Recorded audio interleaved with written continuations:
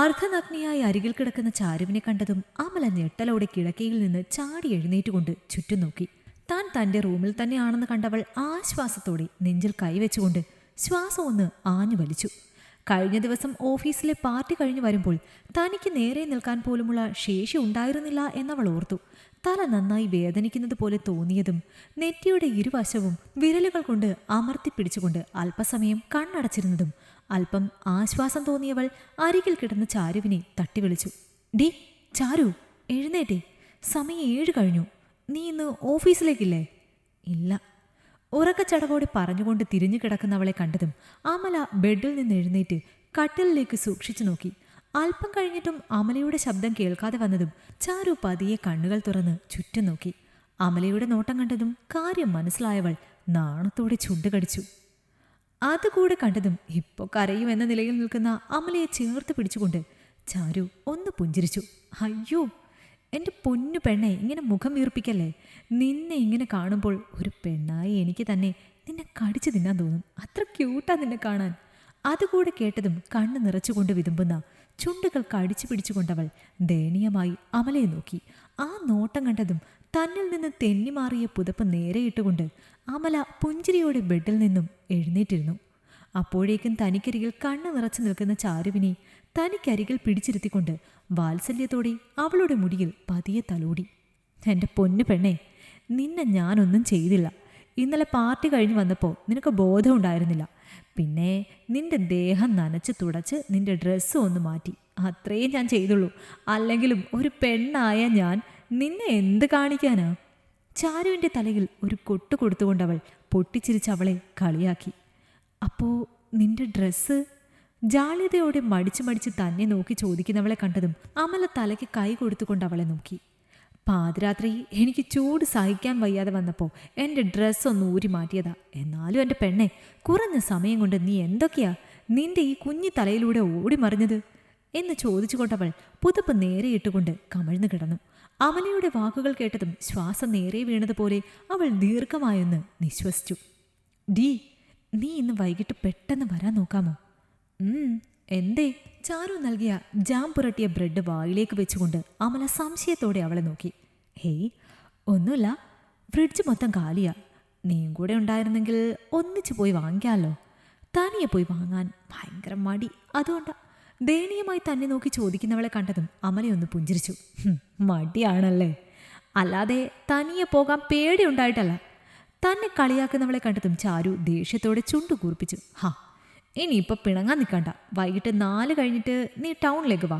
ഞാൻ 1/2 മണിക്കൂർ നേരത്തെ ഓഫീസിൽ നിന്ന് ഇറങ്ങാം. ഷൂ ലേസ് കെട്ടിക്കൊണ്ട് പറയുന്നവളെ കണ്ടതും ചാരു ആശ്വാസത്തോടെ അവളെ നോക്കി. ചാരുവിന് തനിയെ പർച്ചേസ് ചെയ്യാൻ പോവുക എന്ന് പറഞ്ഞാൽ ഒട്ടും ഇഷ്ടമുള്ള കാര്യമല്ല. എന്തിന്, ഒരു പൊട്ട് വാങ്ങിക്കാനാണെങ്കിൽ പോലും ആള് തനിച്ചു പോകില്ല. എന്താടി നിനക്ക് തന്നെ പോയാൽ എന്ന് ചോദിച്ചാൽ ആളുടെ ഒരു ചമ്മിയ നിൽപ്പുണ്ട്. അത് കാണാൻ അമലയ്ക്ക് ഒരുപാട് ഇഷ്ടമാണ്. മുൻപൊക്കെ കരുതിയിരുന്നു മടി കാരണമാണ് അവൾ തനിയെ പോകാത്തത് എന്ന്. പക്ഷേ ദിവസങ്ങൾ പോകെ മനസ്സിലായി ആൾക്ക് ഒരാൾ കൂടെയില്ലാതെ ഒന്നും ചെയ്യാൻ കഴിയില്ല എന്ന്. കുഞ്ഞുനാൾ മുതൽ അമ്മയും അച്ഛനും എന്തിനും ഏതിനും അവൾക്കൊപ്പം ഉണ്ടാകുമായിരുന്നു. സ്കൂളിൽ കൊണ്ടുവിടാനും കോളേജിൽ കൊണ്ടുവിടാനും അവൾക്ക് ആവശ്യമുള്ളതെല്ലാം ചെയ്തു കൊടുക്കാനും ഒക്കെ. പക്ഷെ ഇപ്പോൾ ശരിയാണ്, പെൺകുട്ടികളെ സൂക്ഷിക്കണം. അച്ഛനമ്മമാരുടെ ഒരു നോട്ടം എപ്പോഴും അവരിൽ വേണം. പക്ഷേ ഒരു പ്രായം കഴിഞ്ഞാൽ അവരെ സ്വയം കാര്യങ്ങൾ ചെയ്യാൻ അനുവദിക്കണം. അതാണ് അവരുടെ വരും ഭാവിക്കും നല്ല ആത്മവിശ്വാസത്തിനും ഒക്കെ നല്ലത് എന്നോർത്തുകൊണ്ട് അമല ചാരുവിനെ നോക്കി. കയ്യിലെ കോഫി മഗ്ഗിലേക്ക് നോക്കി എന്തോ പിറുപിറുത്തുകൊണ്ട് നിൽക്കുന്ന ചാരുവിനെ കണ്ടതും അവളോട് യാത്ര പറഞ്ഞുകൊണ്ടവൾ ധൃതിയിൽ റൂമിന് വെളിയിലേക്കിറങ്ങി. വൈകിട്ട് പതിവായി പോകുന്ന സൂപ്പർ മാർക്കറ്റിന് മുന്നിൽ തനിക്കായി കാത്തു നിൽക്കുന്ന ചാരുവിനെ കണ്ടതും അവൾ സ്കൂട്ടി അവൾക്കരികിൽ കൊണ്ട് നിർത്തി. തന്നെ കണ്ടതും പ്രാണൻ തിരിച്ചു കിട്ടിയതുപോലെ നിൽക്കുന്നവളെ കണ്ട അമല പുഞ്ചിരിയോടെ അവളെ ചേർത്ത് പിടിച്ചു. ഒത്തിരി നേരമായോ നീ വന്നിട്ട്? 10 മിനിറ്റ് ആയതേ ഉള്ളൂ. എന്നാ പിന്നെ നിനക്ക് അകത്ത് കയറി സാധനങ്ങൾ എടുത്തുകൂടായിരുന്നു? അത് പിന്നെ നീ കൂടെ വന്നിട്ട്. ശരി, ലിസ്റ്റ് എവിടെ? തൻ്റെ ബാഗിൽ നിന്ന് സാധനങ്ങളുടെ നീണ്ട ഒരു ലിസ്റ്റ് എടുത്ത് അമലയ്ക്ക് നൽകിയ ശേഷം അവൾ അവിടെ ഉണ്ടായിരുന്ന ട്രോളിയുമായി അവൾക്ക് പിറകെ മുന്നോട്ട് നടന്നു. ഓരോ സാധനങ്ങളും സൂക്ഷ്മമായി നോക്കിയെടുത്ത് വെക്കുന്നവളെ കണ്ടതും അമലയൊന്ന് പുഞ്ചിരിച്ചു. സാധനങ്ങളൊക്കെ നീ തന്നെ എടുക്കുമായിരുന്നെങ്കിൽ പിന്നെ ഞാൻ എന്തിനു വന്നതാ പെണ്ണെ? നിനക്ക് തന്നെ വന്നാൽ പോരായിരുന്നു? അതിന് മറുപടി പറയാതെ ഒന്ന് പുഞ്ചിരിക്കുക മാത്രം ചെയ്തുകൊണ്ടവൾ ബാക്കി സാധനങ്ങൾ എടുത്തു വെച്ചു. ചാരു, എന്താ പെണ്ണെ നീ ഇങ്ങനെ? ഒറ്റയ്ക്ക് പുറത്തിറങ്ങാൻ നീ എന്തിനാ പേടിക്കുന്നത്? ആരെയാ നീ പേടിക്കുന്നത്? ഒരുപാട് സന്തോഷത്തിൽ നിൽക്കുമ്പോൾ പോലും അവളുടെ കണ്ണിൽ മായാതെ കാണാറുള്ള ഭയം. എന്താണെന്നറിയാനായി ഒരുപാട് വട്ടം താൻ അവളോട് ഈ ചോദ്യം ചോദിച്ചിട്ടുണ്ട്. എന്നാൽ അപ്പോഴൊന്നും തനിക്ക് മറുപടി ലഭിച്ചിട്ടില്ല. ഇപ്പോഴും മറുപടി ഉണ്ടാവില്ല എന്നറിയാം. എങ്കിലും കൂട്ടുകാരി എന്നതിലുപരിയായി അനിയത്തിയായും മകളായും ഒക്കെ കൊണ്ടു നടക്കുന്നവളുടെ ഭയം എന്താണെന്നറിയാൻ അവൾ വീണ്ടും ഒന്നുകൂടെ ശ്രമിച്ചു. കയ്യിലിരുന്ന പാൽ പാക്കറ്റ് മറ്റ് സാധനങ്ങൾക്കൊപ്പം വെച്ചുകൊണ്ടവൾ ഒന്ന് പുഞ്ചിരിച്ചു. അമ്മു, മാതാപിതാക്കൾ ചിന്തിക്കുന്നത് എൻ്റെ ചിറകിനടിയിൽ പൊതിഞ്ഞു പിടിച്ചാൽ തൻ്റെ മകൾ സുരക്ഷിതയാണെന്നാണ്. പക്ഷേ അങ്ങനെ സംരക്ഷിക്കുമ്പോൾ അവർക്ക് നഷ്ടപ്പെടുന്നത് തെറ്റും ശരിയും സ്വയം തിരിച്ചറിയാനുള്ള കഴിവാണ്. തനിക്കെതിരെ ഒരാൾ കൈ നീട്ടിയാൽ അത് തട്ടി മാറ്റാനോ അതിനെതിരെ പ്രതികരിക്കാനോ കഴിയാതെ അവർ അവിടെ തളർന്നു നിന്ന് സഹായത്തിനായി മാതാപിതാക്കളെ വിളിച്ച് ഉറക്കെ വാവിട്ട് കരയും. ഒരുപക്ഷെ ആ സമയം സഹായത്തിന് ആരും തന്നെ അവൾക്കരികിൽ ഉണ്ടാവില്ല. പിന്നെ എന്താണ് അവിടെ ഉണ്ടാവുന്നത് എന്ന് ഞാൻ പറയണ്ടല്ലോ. തനിക്കെന്താണ് സംഭവിച്ചതെന്ന് മറ്റൊരാളോട് പറയാൻ കഴിയാതെ പിന്നീട് അവർ രാവെന്നോ പകലെന്നോ ഇല്ലാതെ മരിച്ച് ജീവിക്കേണ്ടി വരും. ജീവിതകാലം മുഴുവൻ അവർ മറ്റൊരാൾക്ക് കീഴിൽ അവരുടെ തണലിൽ ജീവിക്കേണ്ടി വരും. നിറഞ്ഞ കണ്ണുകൾ അമർത്തി തുടച്ചുകൊണ്ടവൾ തളർച്ചയോടെ നിലത്തേക്കിരുന്നു. അവൾ പറഞ്ഞതിൻ്റെ പൊരുൾ തിരിച്ചറിഞ്ഞ അമല പതർച്ചയോടെ അവളെ നോക്കി.